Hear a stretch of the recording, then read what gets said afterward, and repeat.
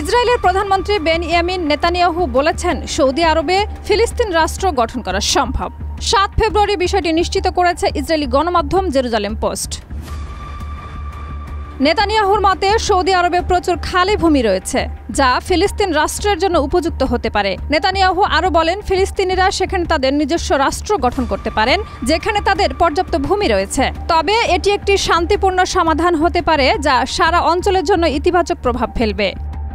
Netanyahu গাজার পরিস্থিতির দিকে ইঙ্গিত করে বলেন ফিলিস্তিনি রাষ্ট্র ছিল সেটার নাম গাজা। তিনি বলেন গাজার ওই পরিস্থিতি ইসরায়েলের নিরাপত্তা সংকটকে আরও তীব্র করছে। বর্তমানে ওয়াশিংটনে অবস্থানরত নেতানিয়াহু প্রেসিডেন্ট ট্রাম্পের সঙ্গে বৈঠক শেষে সাংবাদিকদের সঙ্গে এসব কথা বলেন। ওই বৈঠকে ট্রাম্প সৌদি আরবের সঙ্গে ইসরায়েলের সম্পর্ক পুনঃস্থাপন এবং স্বাভাবিক করার বিষয়টি উল্লেখ করেন।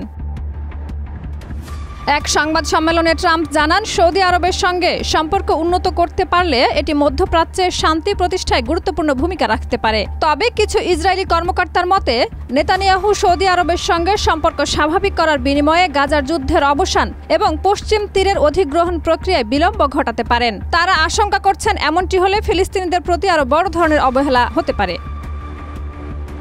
এদিকে সৌদি আরবের পক্ষ থেকে ফিলিস্তিন রাষ্ট্রের প্রতিষ্ঠা আগে না হওয়ার কথা জানিয়ে ইসরায়েলের সঙ্গে আলোচনা শুরু না করার অবস্থান পরিষ্কার করেছে। তবুও নেতানিয়াহু সৌদি আরবের সঙ্গে সম্পর্ক স্বাভাবিক করার বিষয়ে আগ্রহী। সেক্ষেত্রে পশ্চিম তীরের অধিগ্রহণ ও গাজার পরিস্থিতি পরিবর্তন করার জন্য তাকে কূটনৈতিকভাবে আরও শক্তিশালী পদক্ষেপ নিতে হবে। এসব ঘটনা প্রবাহ মধ্যপ্রাচ্যের ভূ রাজনৈতিক পরিস্থিতিকে আরও জটিল এবং অস্থির করে তুলছে, যেখানে বিভিন্ন আন্তর্জাতিক শক্তি এবং দেশের মধ্যে কূটনৈতিক হিসাব নিকাশ চলমান রয়েছে। শাহিদা রুবি, মাই টিভি।